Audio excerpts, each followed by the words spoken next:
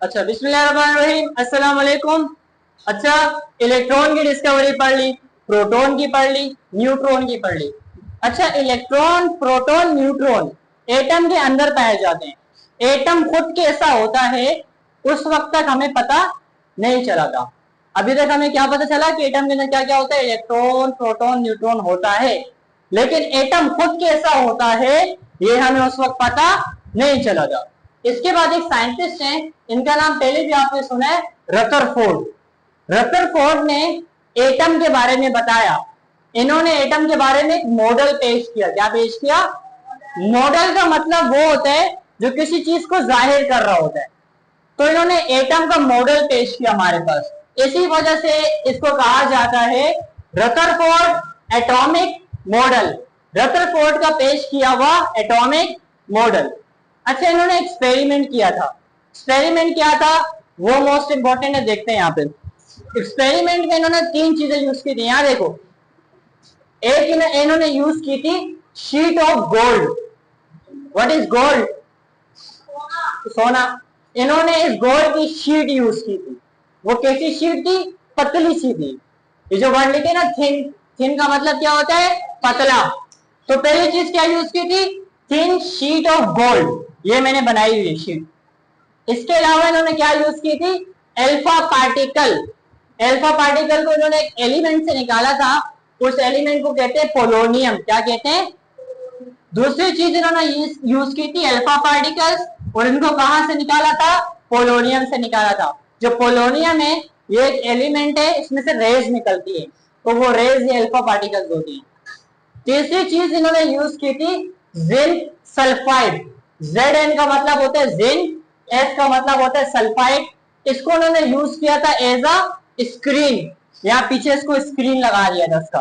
तो इन्होंने अपने एक्सपेरिमेंट में तीन चीजें यूज की। यहाँ देखो, एक था अल्फा पार्टिकल, जिसको कहां से निकाला था? पोलोनियम से निकाला था। अल्फा पार्टिकल को निकाला था पोलोनियम से। इसके बाद एक thin sheet of gold use की थी, और इन्होंने जिंक सल्फाइड की स्क्रीन यूज की थी। अब एक्सपेरिमेंट में क्या हुआ, यहाँ देखो, गौर से देखो। अल्फा पार्टिकल्स को जब इन्होंने शीट के ऊपर भेजा ना, तो ज्यादातर जो रेस थी ना वो यहां से पास हो गई। अल्फा पार्टिकल्स को जब शीट के ऊपर भेजा तो ज्यादातर रेस शीट के अंदर से पास हो गई, और स्क्रीन के ऊपर जाके जब लगी तो यहां से लाइट निकली। क्या निकली? लाइट। एक काम तो याद रखना, ये यहां पर देखो, ऑब्जर्वेशन। ऑब्जर्वेशन का मतलब होता है उन्होंने क्या देखा, उसमें ऑब्जर्व क्या किया। कि जब पूरा इन्होंने एक्सपेरिमेंट स्टार्ट किया तब क्या हुआ एक्सपेरिमेंट में, वो ये कहलाती है observation. Most of the particles move straight line and produce illumination. Illumination का मतलब होता है रोशनी। तो ज्यादातर जो पार्टिकल्स थे वो क्या हो गए? स्ट्रेट लाइन पे गए, और स्क्रीन पे जाके जब लगे तो वहां पर क्या पैदा हो गई? रोशनी पैदा हो गई। ठीक है, पहला वाला पॉइंट समझ में आया? ज्यादा पार्टिकल्स पास हो गए और यहाँ पर लाइट शो हो गई। इसके अलावा दूसरी ऑब्जर्वेशन क्या है? Some particles undergo small deflection. Deflection का मतलब होता है थोड़ा चेंज हो जाना। एक चीज बिल्कुल स्ट्रेट होती है और कुछ चीज मुड़ जाए ना, थोड़ा सा मुड़ जाए, उसको कहते हैं डिफ्लेक्शन। अब्दुल्ला बंद कर इसको। इसके बाद दूसरा पॉइंट क्या है? सम पार्टिकल्स में क्या हुई थी? डिफ्लेक्शन हुई थी। कुछ पार्टिकल्स जा तो स्ट्रेट रहे थे, लेकिन बीच से थोड़ा सा मुड़ गए थे। कुछ यहाँ चले गए, कुछ यहाँ चले गए, तो इस मुड़ने को हम क्या कहते हैं? डिफ्लेक्शन। पहले वाले पॉइंट में क्या थे? कुछ पार्टिकल स्ट्रेट चले गए, कुछ में क्या हो गई? डिफ्लेक्शन। और इसमें जब पार्टिकल्स हम यहाँ पे भेज रहे थे तो बहुत सारे पार्टिकल्स थे। एक एस्टिमेट लगाया गया 8000 में से एक पार्टिकल ऐसा था जो यहां से लग के वापस आ रहा था। 8000 में से वन पार्टिकल ऐसा था जो रिट्रेस्ट हो रहा था। रिट्रेस्ट का मतलब लगकर वापस आ रहा था। अब जिस तरह आपने देखा होगा हमारे पास जो शीशा होता है उसमें लाइट बेचते हैं, लाइट कैसे लग के वापस आती है। आज तक कभी किया ऐसा? कभी आप ना, जो मिरर होता है ना, शीशा, आपके हाथ में कोई लाइट हो जो मूव करके जाती हो ना स्ट्रेट, वो लाइट आप उस पर मारना तो लाइट उस पर लग के रिफ्लेक्ट होकर वापस आती है। ठीक है, तो यहाँ पर इन्होंने तीसरी ऑब्जर्वेशन में क्या कहा कि 8000 में से एक पार्टिकल ऐसा था जो लगकर वापस आ रहा था। ये इनका एक्सपेरिमेंट था और ये इनकी क्या थी? ऑब्जर्वेशन। फिर से देखो एक मरतबा, इन्होंने यूज की थी thin sheet of gold. Alpha particle जो कहां से निकाले थे? पोलोनियम से। इसके अलावा जिंक सल्फाइड को यूज किया गया एज अ स्क्रीन, ये पीछे स्क्रीन का काम कर रही थी। ठीक है, ऑब्जर्वेशन में क्या देखा, जब अल्फा पार्टिकल्स को यहां से भेजा तो ज्यादातर क्या चले गए? स्ट्रेट चले गए। कुछ क्या हो गए? डिफ्लेक्ट हो गए, मुड़ गए। और 8000 में से एक पार्टिकल ऐसा था जो रिट्रेस यहां से लगकर वापस आया। ये एक्सपेरिमेंट हो गया, ये ऑब्जर्वेशन हो गई।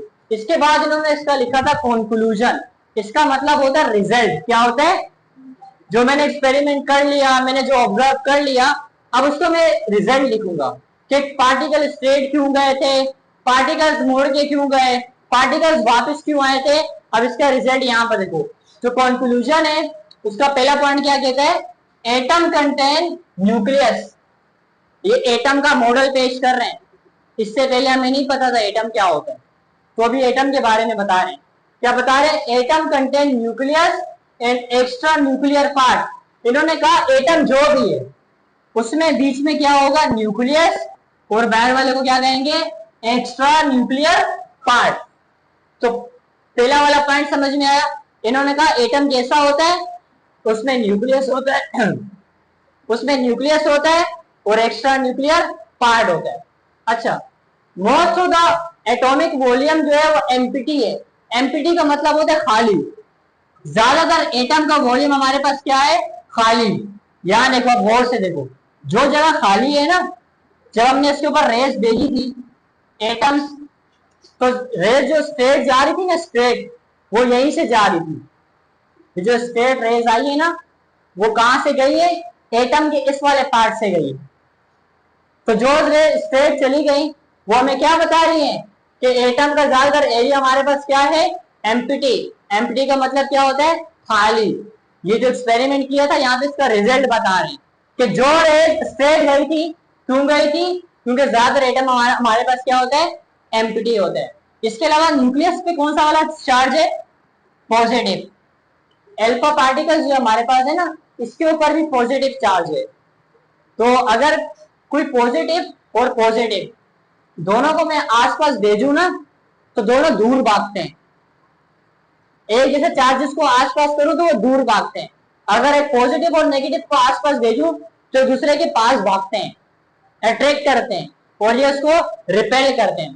तो जो पॉइंट है हमारे पास तीसरा वाला, वो क्या कह रहे हैं? Nucleus is positive. न्यूक्लियस क्या होता है? Positive. Due to deflection in alpha particles. Alpha particle में जो डिफ्लेक्शन आ रही थी ना, जो ये मोड़ रही थी, मोड़ते हुए जा रही थी। क्यों मोड़ते हुए जा रही थी? क्योंकि इस पर कौन सा चार्ज है? पॉजिटिव। और अल्फा पार्टिकल जो आ रहा है इस पर भी कौन सा चार्ज है? पॉजिटिव। तो पॉजिटिव पॉजिटिव एक दूसरे को दूर भगाता है।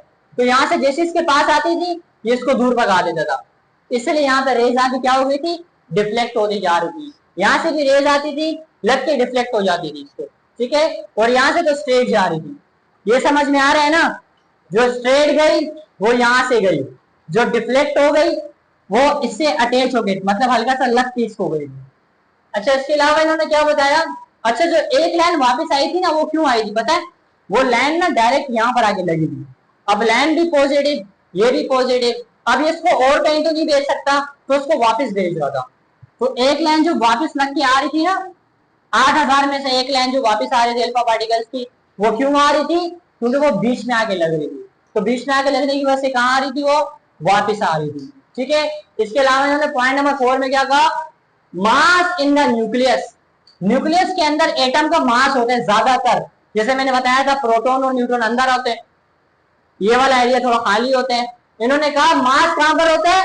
न्यूक्लियस के अंदर होता है। इसके अलावा इलेक्ट्रॉन जो होते हैं ना, इलेक्ट्रॉन ये डिस्ट्रीब्यूट होते हैं आउटसाइड द न्यूक्लियस।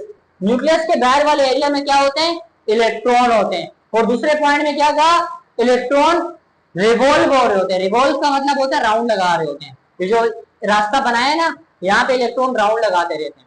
ठीक है, तो ये हमारे पास पहली मर्तबा एटम के बारे में बताया गया।